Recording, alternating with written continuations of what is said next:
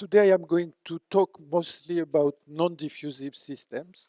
But before I do that, I want to come back on diffusive systems, but in non-stationary situations.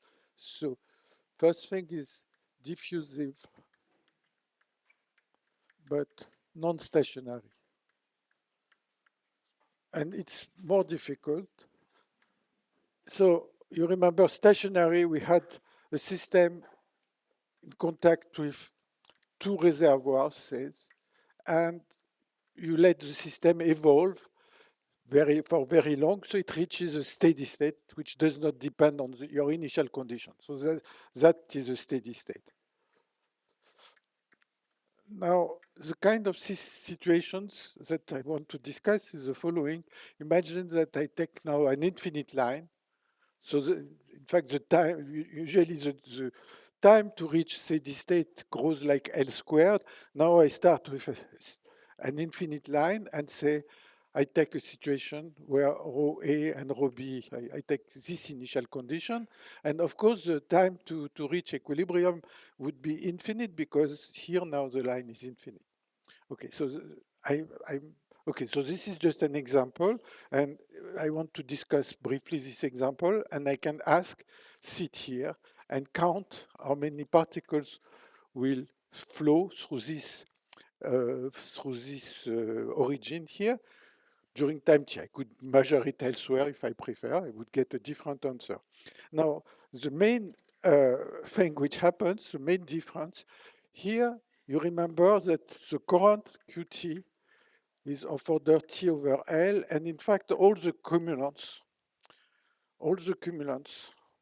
are of order T over L, okay, with prefactors which depend on which kind of system you look at. Here, all the cumulants will be of order square root T. Okay. So in particular, the probability that Qt over square root T takes a value Q will decay like I of Q. Okay, so here you see in contrast to what we had before, Qt linear in T, and the large deviation function takes this form. So I would like just to try to convince you of that, but also this thing, if I just say that the initial condition is this one, I think I don't give you enough information. In particular, if I just give you that, I don't, this picture does not specify what are the correlations, initial correlations, and this will matter. And we will see that in a simple example that we can, for which we can do the computation. So in fact, first thing is this that surprising?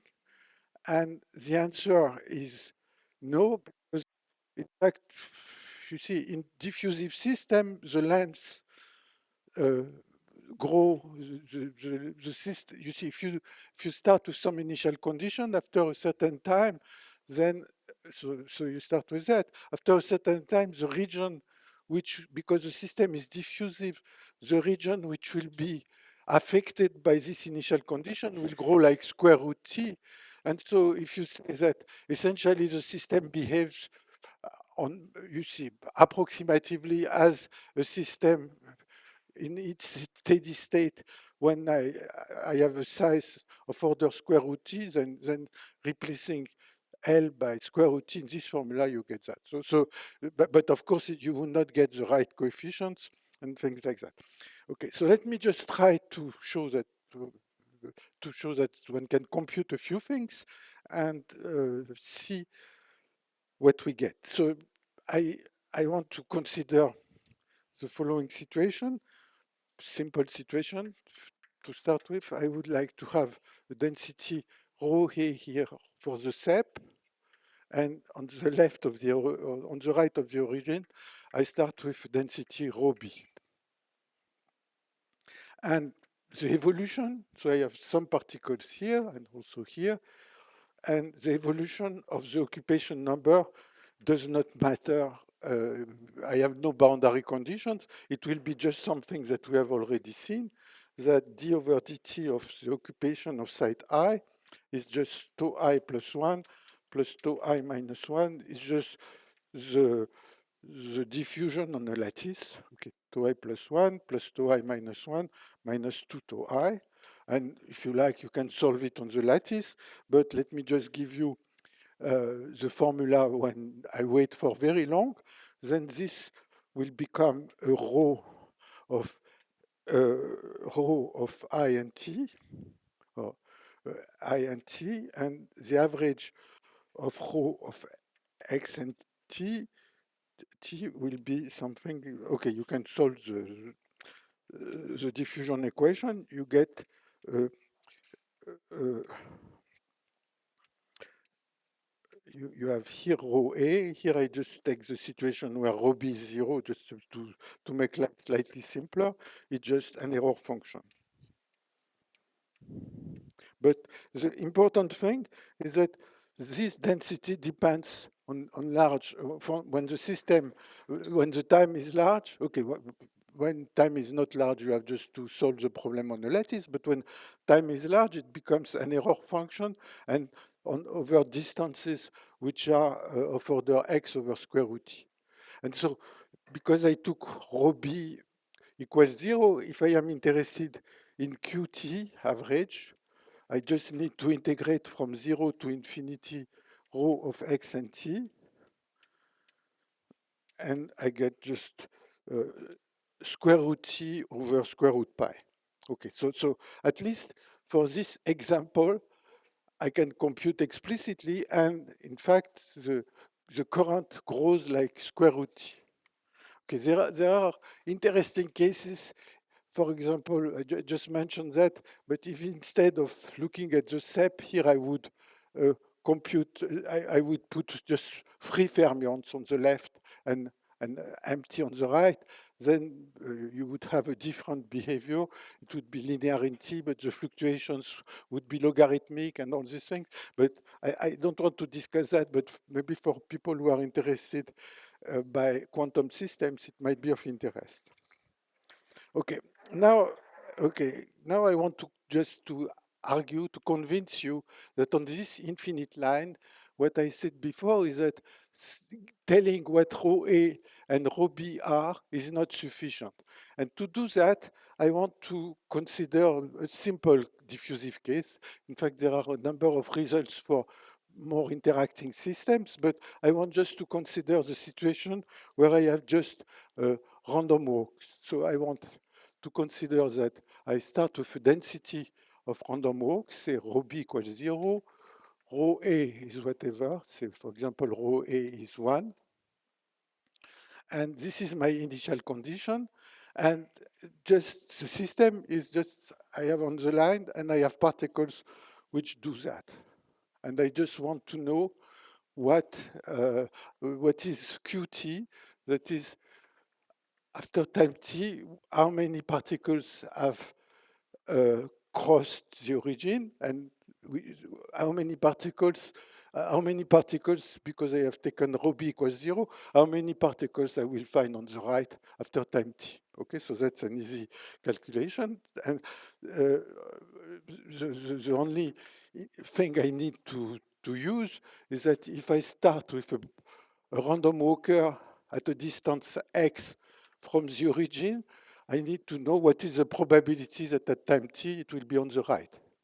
So this probability that a random walker at this distance ends up on the right at time t is just again an error function, x to infinity exponential minus y squared over t over square root pi t.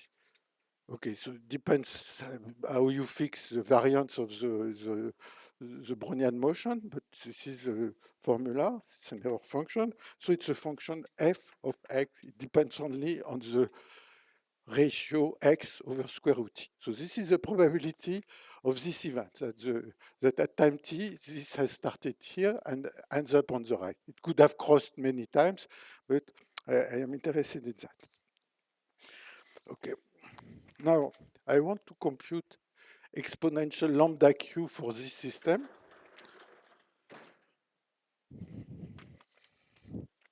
Exponential lambda q. And what I need to tell is, okay, I can even do it with density on the left, which is arbitrary. Okay, so I have to tell how I take into account these boundary conditions. So I have independent random walker, and when I say I have a density rho, I can think that the initial condition is that in each interval, infinitesimal interval dx, ever it's occupied, so ever I am in this situation, which occurs with density rho of x, rho, say rho dx, or I am in this situation, which is, it is empty, which occurs with probability 1 minus rho dx. Dx is very small, so I say, okay, each side, I can think in the continuum, not even sides. So I have an infinite line, and each small interval is either empty or occupied. And then when I want to compute this, I want to do the product of all the intervals on the left real axis. And what do I get? Either it's empty, so if it's empty, there is no contribution, or if it is occupied, rho dx. So if it is occupied, here I get so either there is no crossing, so it's 1 minus f of x over square root t, or I get f of x over square root t exponential lambda.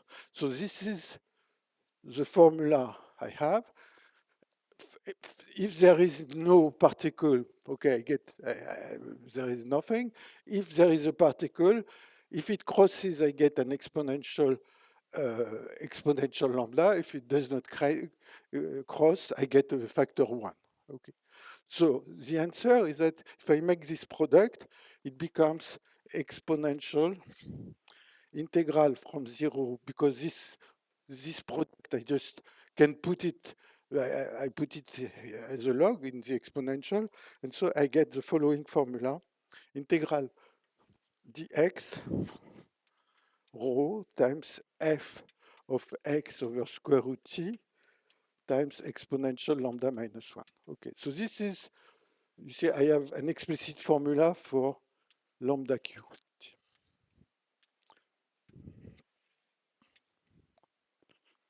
Okay, so here you see I have assumed that there is what's called the Poisson process to, yes?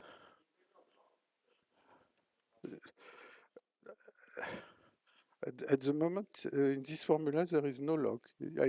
I just make this product. I exponentiate, but because it would be log of this thing, but dx is very small, so dx is infinitesimal, so I expand the log to first order in dx. Yes, okay. Now I want to do it different way. I want to say, okay, I have this density here, but I want to achieve it in the following way. To have this density, I want to say, okay, there is nothing on the right, but now I want to put the points in a very regular way. Yes, so I don't allow fluctuations at all in the initial condition. So this means that the distance between two consecutive points will be 1 over rho, 1 over the density. And if you, so this means that I have a point. I have a point at the distance. If I look at all the points, the point number I will be at position at the distance xi, which is I over rho. Okay, so the main difference between the calculation I do here and the calculation I do now is that the points, I don't allow fluctuations in the initial condition. Then, in this new case, it's essentially the same calculation as here. Okay, it will be product over I equal 1 or 0 to infinity of 1. Okay, so let me see what it is. It will be 1 plus f of xi over square root t plus f of xi over square root t times exponential lambda. Okay, if I take this, in fact, I could decide that the xi are not even regularly spaced, but okay, this is the answer.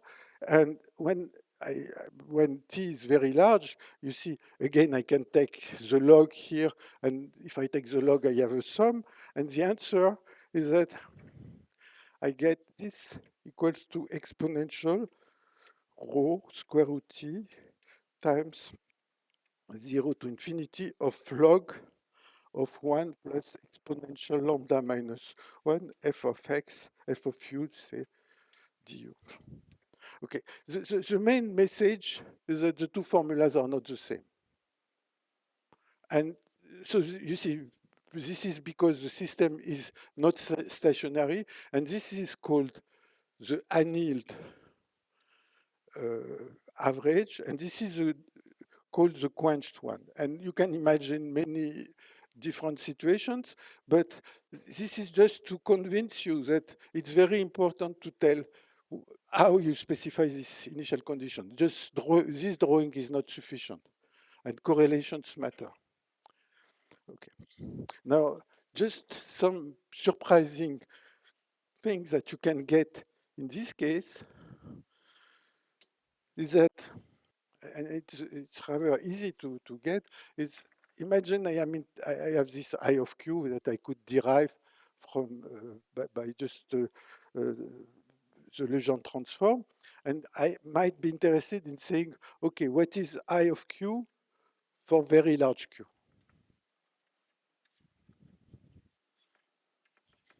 And I want to discuss that in the quenched case. And the answer is that for very large q, I of q grows like q cube, which is a little bit strange. And one thing is that you can get it for non-interacting particles, but it is also true for the SEP or for many things. It decays faster than the Gaussian. It's like QQ. Now let me just try to explain where it comes from. And the reason is very simple. Okay.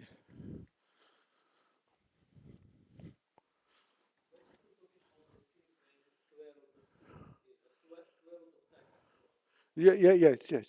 So the probability that qt over square root t is equal to q will be exponential minus square root 2 times I of q. And so I say that for large q, this is q cube. Okay. And the reason is very simple. Okay, I have my random walkers. Here it's in the quenched case. In the annealed case, I let you do the calculation and it will not be the same. But in the quenched case, here is the origin.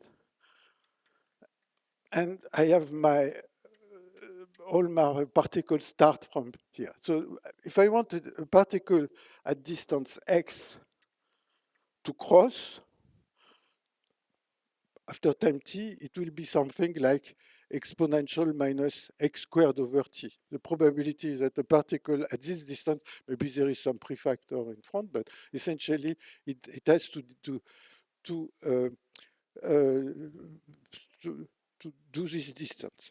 And so what I need to do is essentially what I want to flow is q particles, which I want to cross. So I want to go from this origin up to a distance which is q. So this means that I want to do the product over I of exponential minus I squared over t.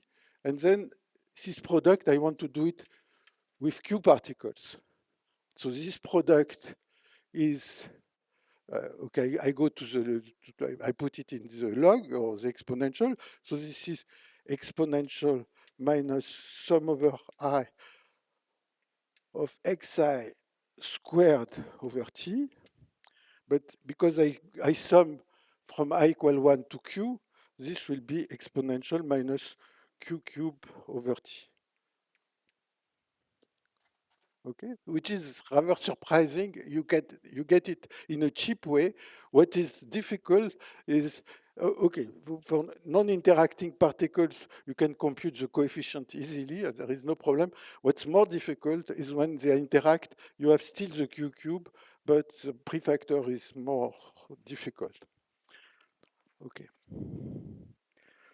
So that's all I want to say about these diffusive systems. And now I am going to talk about systems which are not diffusive, and unless you have a question. Why?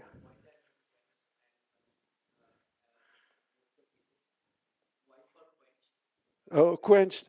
Oh, sorry. Why it's called quenched and annealed? It's we realized that in a paper with a student, my PhD student, some years ago. And you see, I I I spent part of my life in theory of disordered systems, and in disordered systems, the annealed corresponds to make the to averaging something, and the quench is you make the average of the log. You average the log. Okay, so it is something very similar to what happens in disordered systems. So I don't know whether you're familiar. Spin glasses and so on. There is what's called the annealed and the quench thing. Okay. Uh, okay. So maybe okay. Maybe I can explain the reason of the difference. Yes, the reason of the difference is that the exponential. Okay, there is one thing like that.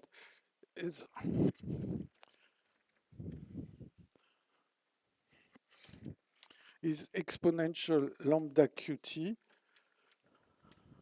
quenched is less, when t is large anyway, is less than exponential lambda qt annealed. Okay, so in the quench case, I have a fixed initial condition.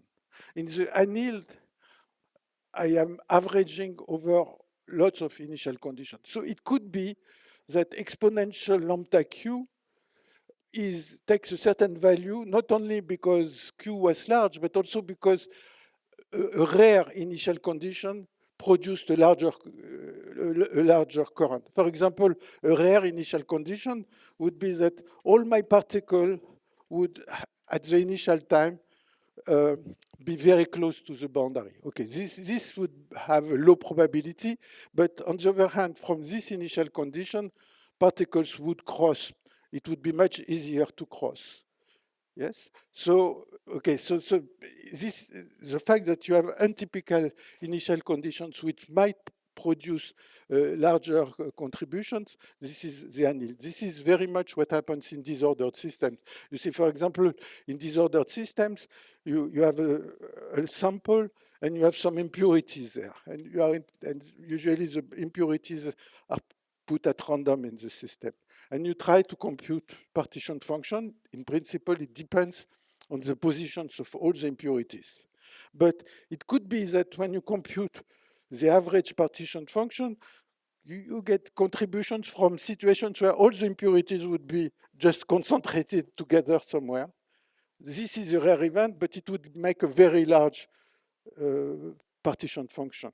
And in disordered systems, in order to that the statistics are dominated by typical events, you rather average log z. I don't know whether it answers your question. You have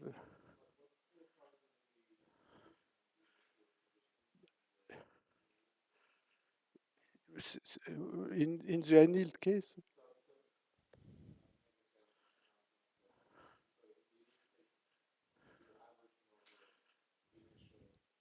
condition.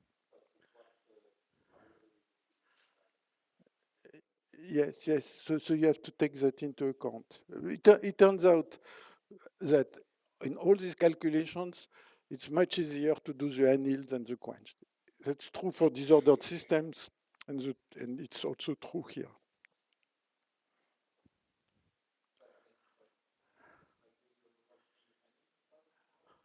No, no. You see, here I showed you that it depends because I told you. You see, if I take equally spaced particles, or if I let the initial conditions fluctuate, the answer is this or that. Okay, so it matters. Okay, maybe I'll move and we can discuss it more if you like. Okay, so now I'm going to talk about driven systems.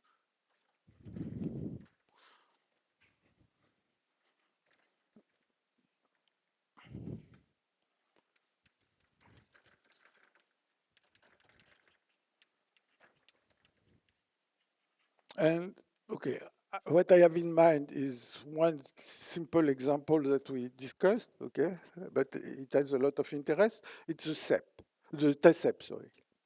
So it's that uh, you have your system and then particles can jump only to the right, provided by the site is empty. Okay, so this is the situation. And one thing that you can show is that if you have a uniform density, rho, then now there will be a current through the system. Even if the system is very large, the current will be equal to rho 1 minus rho when L is large, when the system size is large. Okay, so the first thing I want to do is to show you, to convince you that it is like that. And then we will see that what are the consequences of this formula for the current. Okay, so to compute the current, I am going to look at a very simple situation where you can compute it explicitly. And, and this simple situation is that I look at the TASEP on a ring. Here I have a ring with n particles on L sides.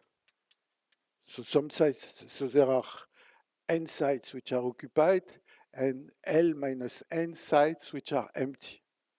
Now, why is it easy in this case?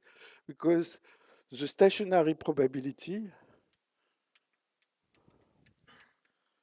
to n, okay, so, yes, okay, to L, or the probability, you could say, what is the probability that the first particle is at position x1 and the nth particle is at position xn?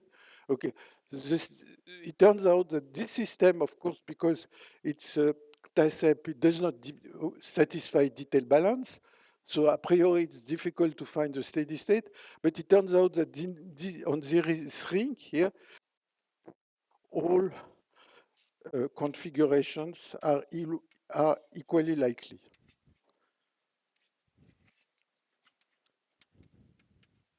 And I cannot use detail balance here because you see the probability of one move is something, but the probability that the reverse move is 0.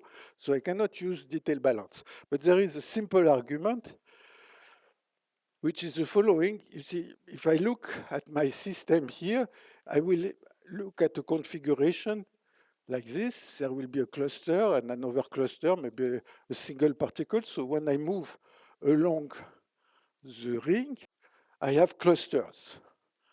And now I can ask how many ways I can leave this configuration.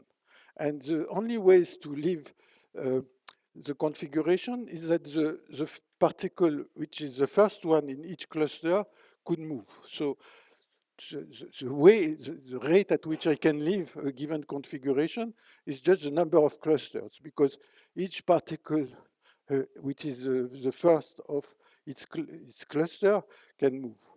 Now, how can I enter this cluster? Is that I can enter this cluster by saying, okay, I have these particles, and a particle enter here at the back of the cluster. But the number of ways to leave it is equal to the number of clusters. The number of ways to enter it is also the number of clusters, because it's the last particle entering. And therefore, if I give weight, the same weight to all configurations, I satisfy the balance, the global balance. And this is why all configurations are equally likely. Now, if I know that, and I look at the current, I sit here, and I want to see how many particles went here. Okay, I want, in order to get a current through this bond, I want the bond here to be occupied and the one here to be empty. And what is the probability, because they are all configurations are equally likely, what is the probability that this side is occupied is n over L. What is the probability that the one it jumps to is empty is L minus n over L minus 1.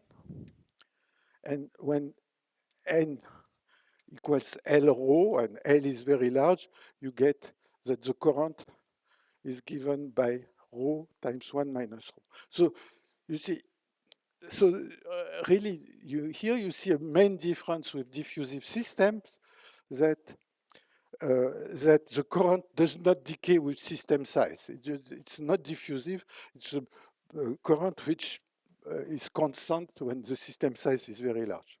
Okay, so let me see what are the consequences of that.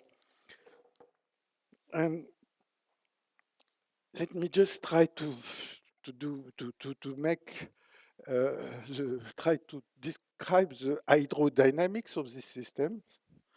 So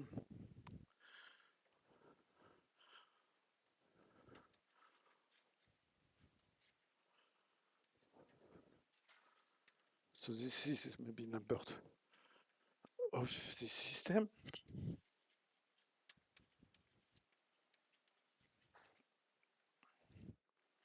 And now I imagine that I have, even I could consider an infinite line. I have a certain density which would depend locally. You see, I imagine I look at the system on large scale. I have a density which would depend on x and time. And of course, there is a conservation law. Well, this has nothing to do with diffusive system, is that the evolution of the density is just equal to minus dx of the current. Okay, and the current is given by this formula. So d over dt of rho is equal to minus d over dx of rho 1 minus rho. And this is called, okay, let me be sure that I write, okay. This is called the Burger's equation.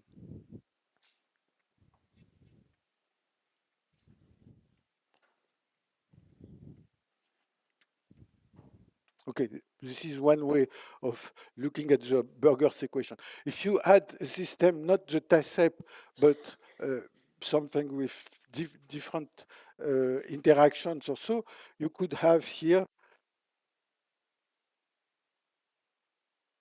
a function, let me call it g of rho. The first order evolution, so this is for the TASEP, but for driven systems, you would have this. Okay, now it turns out that this problem here, you can solve it for arbitrary initial conditions. And this is called the method of characteristics. And this one also you could solve by method of characteristics. So let me just give you the answer. The method of characteristics is not so difficult, but let me just give you the answer. And from this answer, you can uh, you can put it into the equation and check that this is the solution. Now I am going to write the solution in a parametric way, which is very uh, which is really a consequence of this method of characteristics. But let me just write the solution in a parametric way. So I want to know what rho of x and t. So I am going to write rho of x and t in terms of a parameter y, and I am going to write x as a function of a parameter y. So when I vary y, I will be able to compute rho of x and t, and I will be able to compute x. So let me write the solution, and the solution is rho 0 of y. So rho 0 of x is in fact rho of x and 0. So I imagine that I start with an arbitrary density rho 0, and x is equal to y plus 1 minus 2 rho 0 of y times t. Okay, clearly when time is 0, I get the right initial condition, and maybe I can leave it as an exercise to say that now rho of x and t is given by a parametric form here, and is it clear that if I take this, I put that in these equations, I have the solution at an arbitrary t. So this is a parametric form. Okay. Now let's see what I get out of that. Unless there are questions. So, and in fact, it's possible also as another exercise, if you like, to say you take an arbitrary g of rho, and then you could ask what is the corresponding solution. Okay, so let me just take some initial condition like that of the Burger's equation. I work on the infinite line. I take rho 0 of x to be something like that. Okay, I have a certain profile, and if I know rho 0, of course, I can draw rho at any later time. So if I look at a later time, this will become something like that, steeper. And if I go to even a later time, the time does not need to be infinite, I will get something like that. Okay. So if I had not written this expression, I would try to solve this equation. Then, you see, when I go through these different pictures, at some stage I would have reached a situation where the slope is here is infinite, and I would say, okay, I stop. Okay, my problem has no longer solution. But if I don't care about physics, I would say, okay, I want a solution. I want the analytic continuation of this solution, and this gives the analytic continuation. So what is the true physics about it? Okay, of course, it's not possible to have it's not possible to have two densities or three densities at a different point. So what really the system does is that it does the following. It produces a shock. This means that the true thing will be this.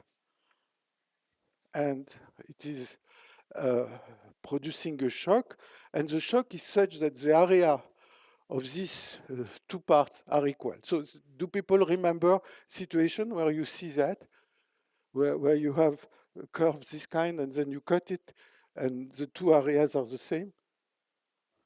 The Maxwell construction, yes. So that's, okay. So mathematically, if you take this equation, it does not mean anything after the point where the vertical is infinite, where the slope is infinite. But if you are, this will be an analytic continuation of the function, which becomes multi-valued. Okay. So something I don't know whether I have much time to do it, but I want to discuss is that after all, the thing we have in mind is a SEP, the microscopic system. You have particles and holes. Yes, you have some particles. So here there is a shock. So something, you see, the claim is that if you wait a certain time, after a finite time, you will get a shock here, a shock wave. So what does it mean at the microscopic level? And let me just say uh, briefly how you can do it. So there are two ways to regularize this equation.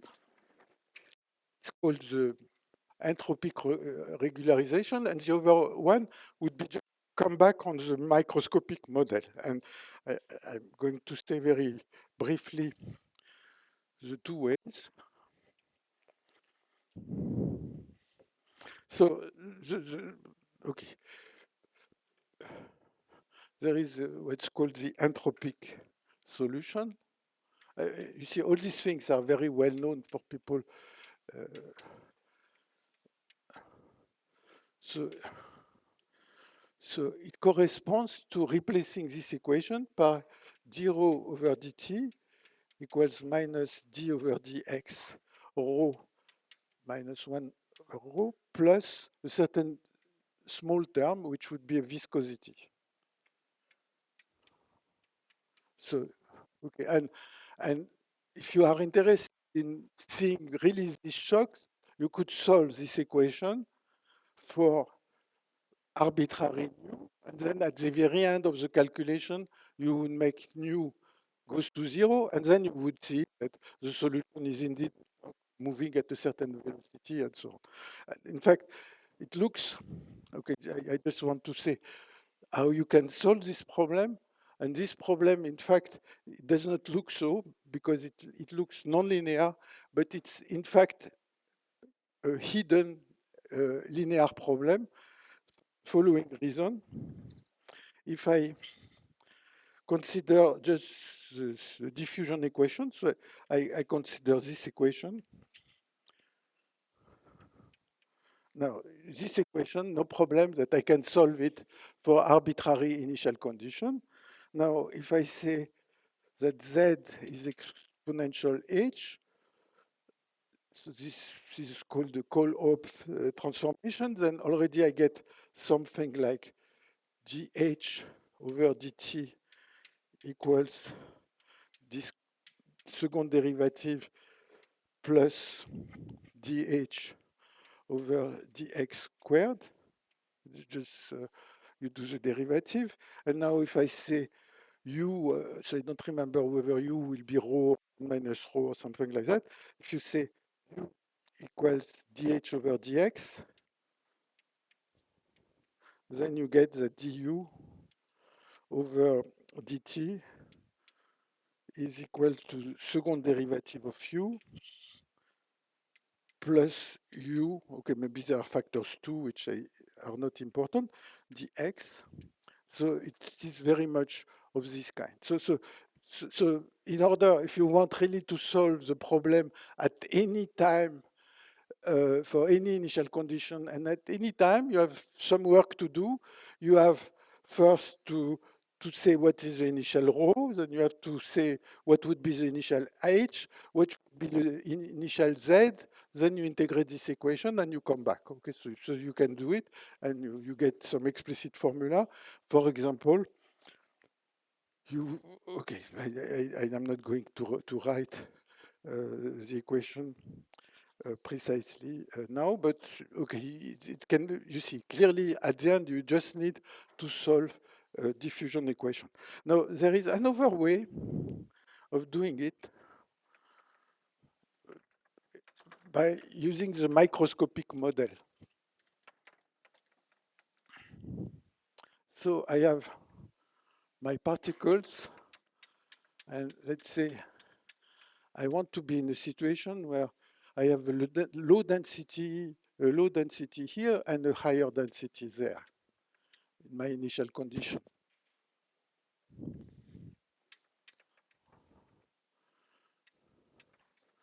Okay. And so this is purely microscopic, and of course, in the microscopic model, nothing will become really singular. But you would like to know whether there is a shock, what happens, and so on. And one way to do it, so the particles move this way, one way to do it is what people call introduce a second class particle. So in this system, I add one extra particle, which is like this. Okay, so it will be somewhere here. I don't know. I start. I put my second class particle uh, here somewhere, and the rule is that okay, the normal particles they move the way they are used to move. If they are behind a second class particle, they just exchange with it. So this means they have the priority. So the black particles, or in fact they are white here, but the true particles, they just move the way they are, they just ignore it. But this one tries to move, when there is space, it just tries to move like the other one. So essentially, the black particles are not affected by this second class particle, but the second class particle tries to move forward. Now, you can do some computation with that. I am not going to go through them. They are not difficult because you can find the steady state and so on. But the result is the following, is that when you have a situation which would produce a shock, then the second class particle would move towards the shock, and the second class particle would, you see here there is a high density, so it would have to go backwards. So essentially, the second class particle will end up being attracted by the shock. And so if you want to know where is the shock, how it moves, and so on, you can introduce this additional particles and see where it goes. Okay, so I think it might be time to stop. So the next thing I am going to do is to talk about now the fluctuation of the current for these systems and see how it's related to the KPZ equation and so on. But maybe it's time to make a break.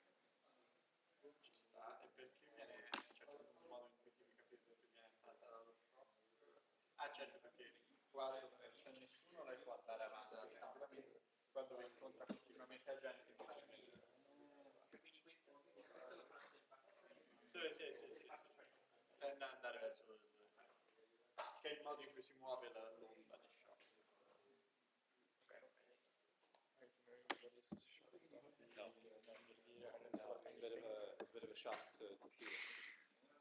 I have no idea what the last sentence meant. And I'm scared because up until this point, everything has been in lecture notes. This is new. This is not new lecture notes. We're in uncharted territory. I was like, it's not speaking because I want to know about it, but I didn't put a lot of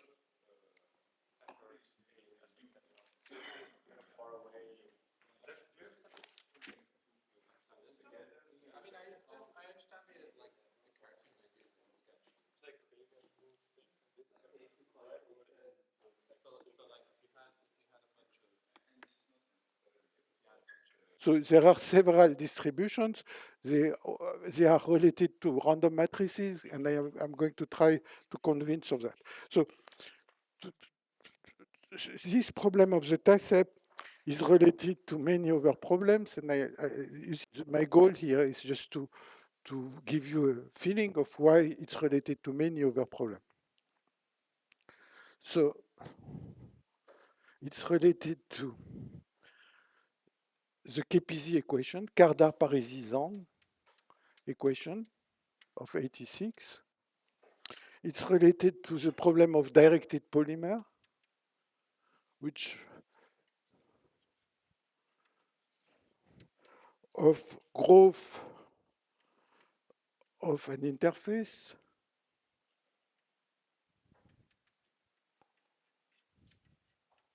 and to random matrices, and maybe other things, but I am going just to try to discuss these aspects here.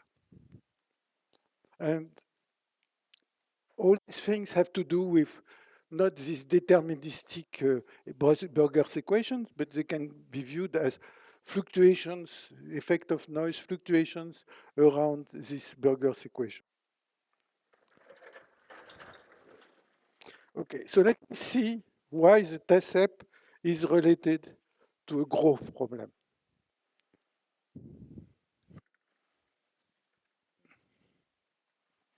So for each configuration of the test set, I can introduce an interface with the following rule, is that if a particle is a site is occupied, I draw a bond like that, and if the site is empty, I draw it like this. So if I want to read a certain configuration, okay, empty, empty, empty, these are occupied sites and empty sites. I can see what it looks like. It is, I draw a step up, then a step down. These steps have very nothing to do really, as far as I can tell, with the paths I have discussed in the second lecture. So, okay, so I make a drawing. Okay, this is empty, I go up. This is occupied, I go down. This is occupied, I go down, up, up, up, down, down, and okay, okay, down, down. Okay, so somehow I can think of that as an interface between two media, this one and the media. And each time a particle moves, okay, maybe let me go, maybe this particle will move forward, okay, then the new configuration will be that, okay, if this moves there, then the interface will become this new one. Okay, so this move here will produce the interface. So this will become occupied. So whenever particle moves, the interface moves. And if you think of the interface, the only places where a move is possible is when it's a minimum of height. If I want to think of this as a height,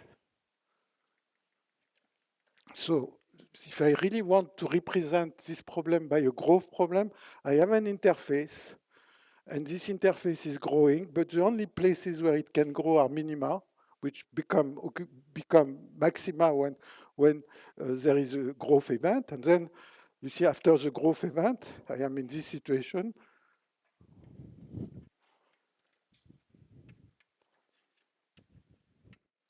And now I have two minima here. Okay, and then I can have a jump there and a jump there. So I have two places where I could jump. Although before I had only one.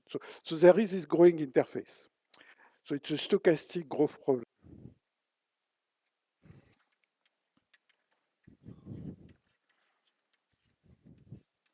Now this is one example of a growth problem, but if I want to think of it, the h at position I at time t plus delta t Okay, it depends. The only places which can grow is minima.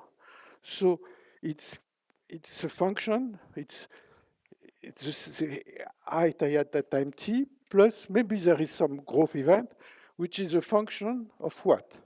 Of I need really to be a minimum in this particular growth problem. It will depend on hi minus 1,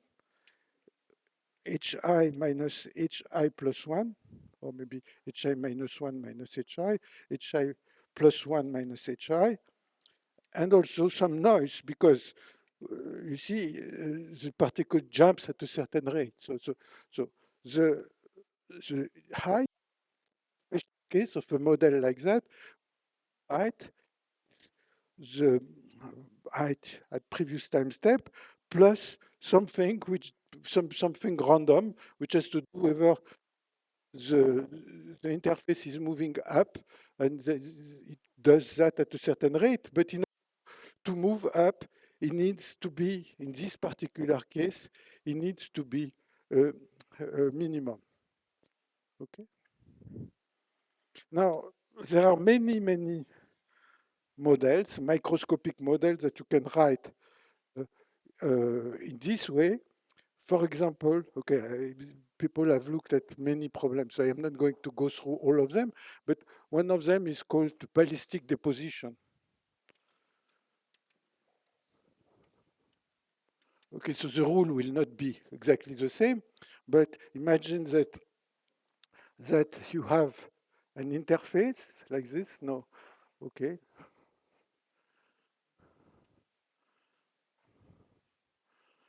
Okay, and okay, so you have an interface at a given time, and then you drop some squares at a certain rate.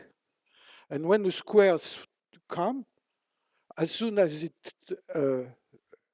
comes next to an occupied region, if I drop a square here, then okay, it will stick there, and this will be the new height. Okay, so you can think of it as here also the new height at time t plus delta t is the whole height plus with a certain rate this height increases because a particle came there. So it has very much this shape, and you can produce many different examples of growing interface. Now, if I want to, yes. It may, yes, it might, but then you don't care. Okay, so you just are interested in the height, so there will be some holes in the system. Yeah, there are other models also this kind. For example, the Eden model. I don't know in my English, Eden model. I don't know. People know what it is. Okay, which is also of this kind. Okay, so I don't. Okay, so I don't want to discuss that too much, but here, this is just an example of the growth, model of growth, and because there is some kind of universality in these systems, the distribution of the current here, so maybe I should say, what is the current if I measure the current somewhere? Okay, the current, each time there is a jump, then the height increases by 2. So if I know the height after a certain time, I know the current in this system. Yes, so the two things are exactly the same. Qt and the height is exactly the same thing. Okay, so now let's go to the KPZ equation. And the KPZ equation corresponds to going to some kind of continuous limit of this problem. So imagine that I am on a large scale and these differences are not too big. So what would be h of I at time t plus delta t? It will be hi of t plus, and then I try to expand these things. These differences are small. On large scale, they are small. So here will be a coefficient a hi plus 1 minus hi plus hi minus 1 minus hi. Okay. And I go to second order here, plus b hi plus 1 minus hi squared plus hi minus 1 minus hi squared. Okay, I could go to larger order plus some noise. And, and now if I just look at the system on very large scale, then what do I get? I get dh, so I say I is some kind of x, dh over dt is equal, there is this diffusion term, diffusion, dh over dx squared, maybe with some coefficient, whatever it is, plus b, this is dh over dx squared plus noise. And this is the KPZ equation.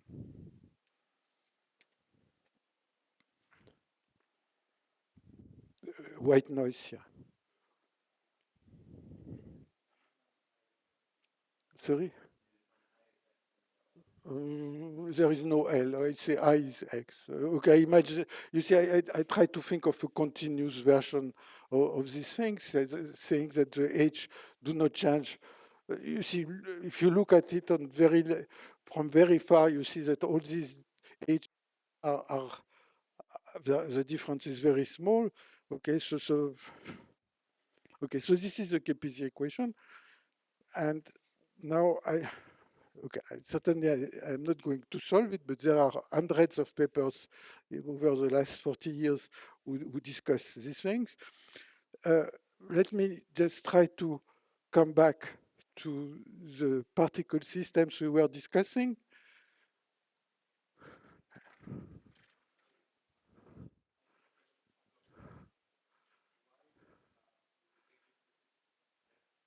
I cannot hear you.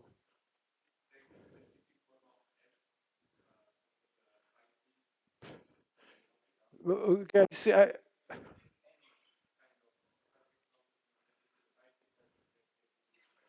you see, it seems okay. I say that um, if the differences of height are not very large, then I try to expand in that the noise is small. You see, I just make an expansion for that. I don't see the problem. It's a function of these quantities. You don't like that I put the difference here?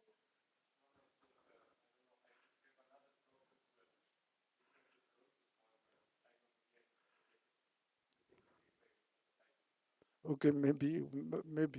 Okay, so maybe you should show it. Okay, you see, there is, okay, maybe something I would need to, I can say is that this is for the TASEP. Now, I could come back to the SEP and, and introduce also uh, also an interface and look at the moves of the interface. But instead of having an interface growing, it could go both ways.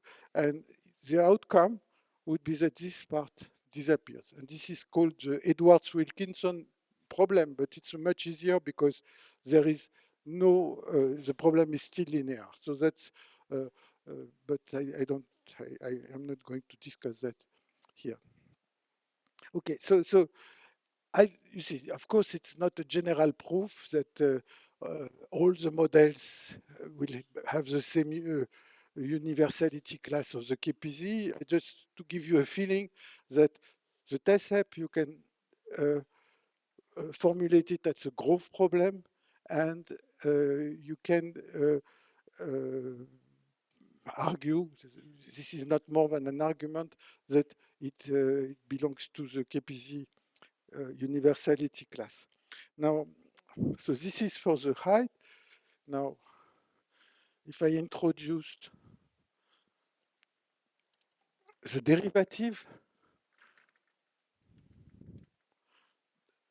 rho, I call rho equals dh over dx. Okay, so if I know the equation for h, I can know the equation for dh over dx, and I get that d rho over dt is equal to a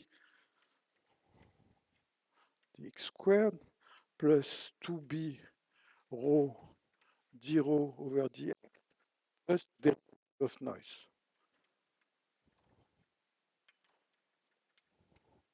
So this part we already saw today. This is the Burger's equation. So it produces shocks.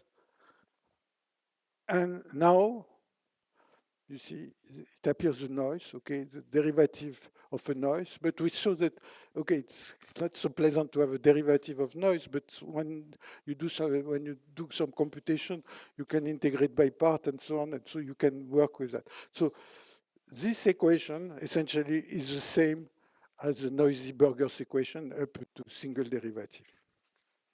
Okay, now I want to tell you that this problem of growing interface and TACEP is the same as the problem of directed polymer. So let me try to explain that.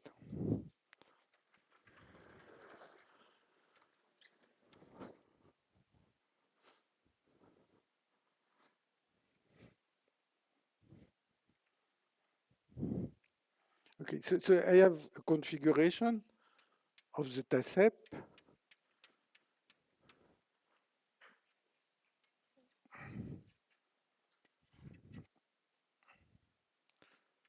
Okay, so there was the rule that I go down when I have a particle, I go up when I have an empty site. So here I have 3 empty sites, and I go down, down, up, down, up, down, up. Okay, so I can associate to a configuration of the TACEP an interface like that. Okay, and whenever there is a move, it moves up. So I could say, okay, let's start with some initial configuration. For example, everybody, all particles on the left and empty on the right. I could start with whatever I want. And now I can think of that as this interface invading a region. And so this region, I want to think of it that way. I have my lattice, and I have my initial condition. Okay, whatever it is, maybe not exactly this one, but I have my initial condition. So at time t equals 0, my interface is what I draw here. Okay. And now for each of these squares everywhere,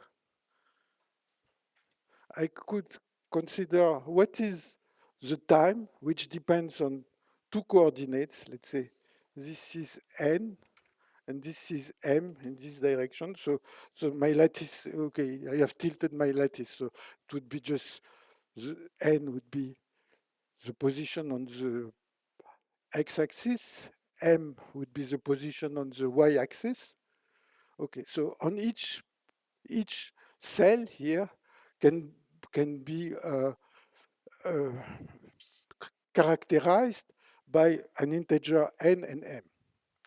So I am interested in the quantity t of n and m, which is just at what time this red interface will reach, okay, this, say, medium here, which is below the red interface. When does this red interface just occupy, this medium occupies this side? Okay, when, so this will be a random time, this random time, okay, it's a random time. And so what can I say about this random time? What equation does it satisfy?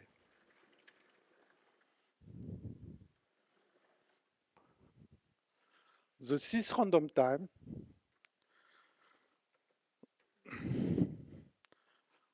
satisfies the following equation. T n m is equal to the maximum of t of n minus 1 m and of t n m minus 1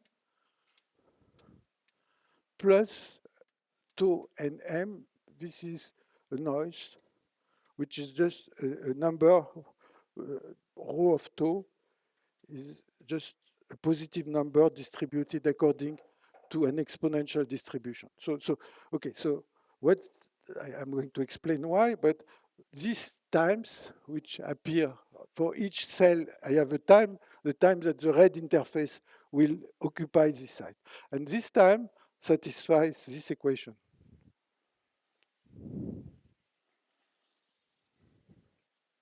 Okay, why is it so? Okay, for the interface to grow, I need that the cell is at a minimum. So I need that the two sides, the two cells which are behind the cell that I look at, they are both already occupied. So I have to wait first that both the site which, so I have, say, I am interested in site A, but I have to wait that both sites B and cell C are occupied. So otherwise I cannot grow. So I have to wait to find the maximum of these two times. And when these two sites, when the interface is already above, so when the interface is already occupying B and C, then I need that the particle moves. That is, I need a random time, which is an exponential time, for this to move forward. Okay, so these times are random, and they are related this way. And this is, okay, is it clear what I talk about? Okay, so if you think of it, this is really what's called the problem of directed polymer. So, so I have these cells,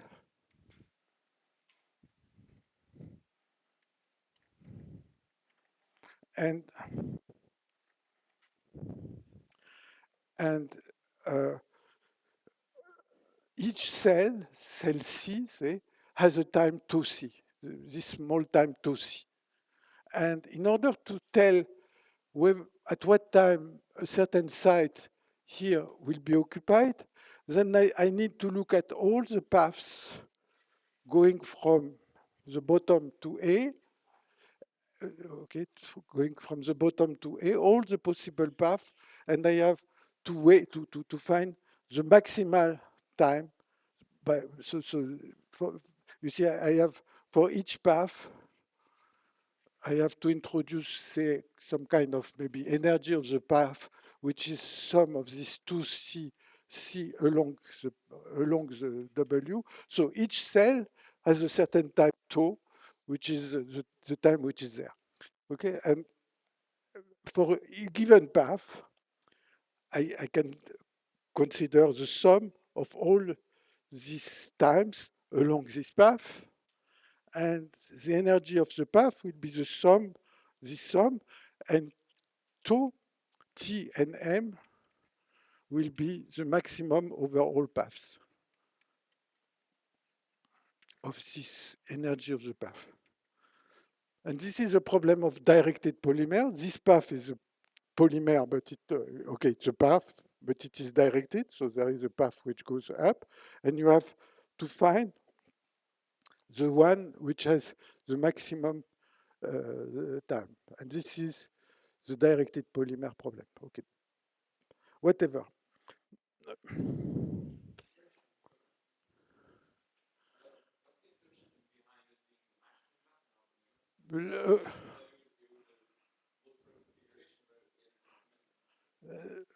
Okay, so if you prefer the minimum, usually in the directed polymer, you talk about the minimum.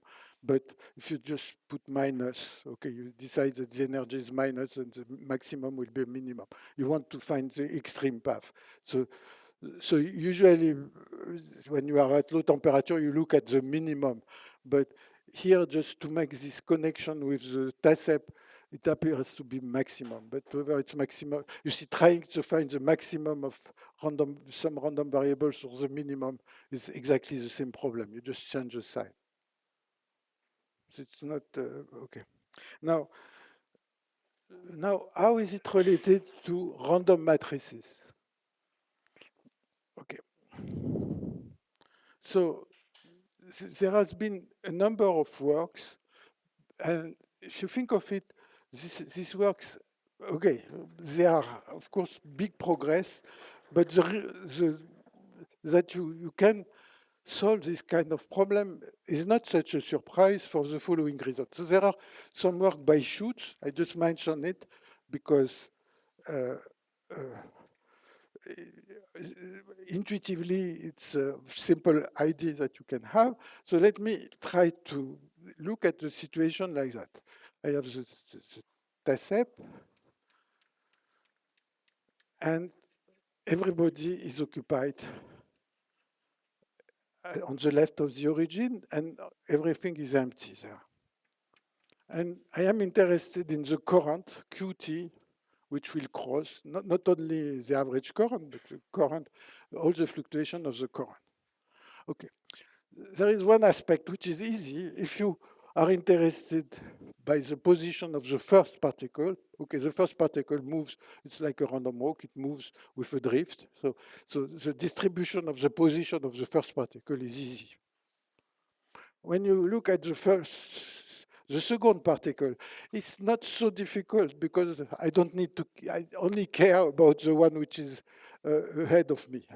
All the rest, all what is behind does not matter. And what Schutz has done is that he was able to generalize what the probability of the position of the first one, that's easy, of the second one, slightly more difficult, a third one, and so on, and he was able to write that as determinant. Okay, I am not going to go through this analysis, but okay, it's you see, it's hard to do it, but the fact that you can do it, you can imagine it very well, because you see, if you are interested, where will be the third particle, you can ignore everything which is behind. But in 2000, I want to show something, I think it's 2000 or 2001, there is a double S, so, okay, Johansson. Okay, and Johansson was able to calculate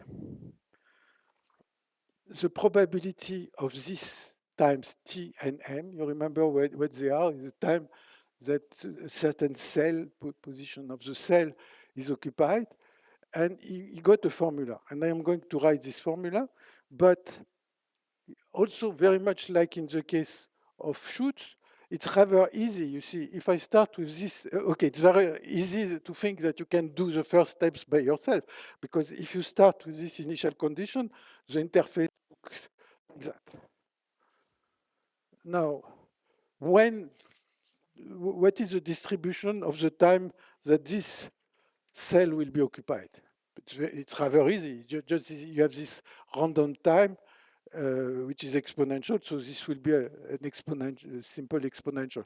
After that, it might be more complicated to tell when this cell will be occupied or this cell, but I think each of these calculations for the first cells can be done by hand. What Johansson was able to do is to do it for arbitrary n and m. And I am going to write the formula, and he found the following. The probability that T and M is less than T is equal to, okay, normalization constant, and it's equal to integral from 0 to T dx1 T dxn, okay, the n which is here, times a product I less than j of xj minus xi squared times product of j of xj to the power n minus m times exponential minus xj. Okay, so you got a formula. Okay, I did not check it. It requires a calculation. I want to show it to you that he was able to get a formula like that. Okay, and so you have to integrate that. Now, for people who have ever studied random matrices, if you take random matrices, a big matrix, okay, in fact, I don't even think that the matrix needs to be big, but anyway, you have matrix, it's a Hermitian matrix with all the elements being Gaussian. So each, the diagonal, because it's Hermitian, the diagonal elements are Gaussian, independent, and all the off-diagonal terms are also independent, except that it's Hermitian, and the real part and imaginary part are, uh, are independent. Okay, this is called the GUE ensemble. And now you ask, what is the probability that the largest eigenvalue is less than t? And it's integral d lambda 1 up to t, d lambda 2 up to t, etc., of lambda I minus lambda j squared, okay, exponential minus lambda I squared. Okay, so this is just random matrices, and this is the formula that you get. Yes. Now, you see that here there is a certain potential which tries to make, not to let the eigenvalues go very far. And here you have also some kind of potential which tries to keep the x not too far. It's not exactly the same, but essentially you have these variables plus some kind of confining potential or whatever you want to call it, which prevents the eigenvalues to go very far. Okay, but the important thing is that these are the interactions and they are the same. And whatever you are able to do for this problem and finding the largest eigenvalue of these random matrices called the Tracy-Widom distribution, you can do it here.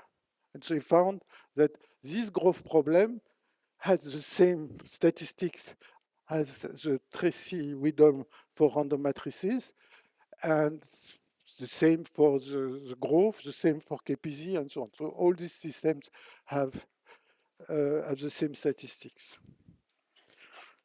Okay, so do you have any question?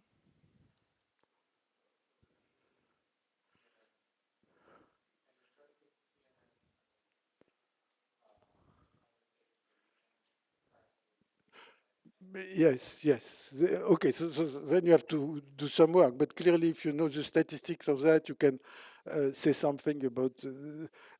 Somehow here, you fix Q and you ask what is the random time at which the Q will be produced. And the other thing would be to say you fix T, what is the random time, what is the random value of Q. But okay, you see, of course, people have written lots of works on these things. So I just try to give you a flavor. And also, I don't feel I know the whole field. It was just to give you an idea of how these things are related. There are other questions? Okay. So now I have 10 more minutes also. Okay, now I want, because they had a question and also I was planning to talk about that. So I want to show you an example that I like very much, which has to do with this TASEP, but when you have several kinds of particles. And here I want to show you one example, which I find rather illustrative. So I imagine that I am on a ring here, and I have a TASEP on a ring. So the particle tries to move to the right, okay, to their right, okay, so this one, okay, so they move like this. And on top of that, there is one particular particle which is here, and which has, you can call it a defect. And this defect has the following property. So the defect tries to move with a certain rate alpha. Everybody tries to move at a rate 1, so it tries to move with a rate alpha. And also, so a single particle move rate 1. And when sorry, let me see. And when there is a particle behind the red one, then they exchange, they become this one.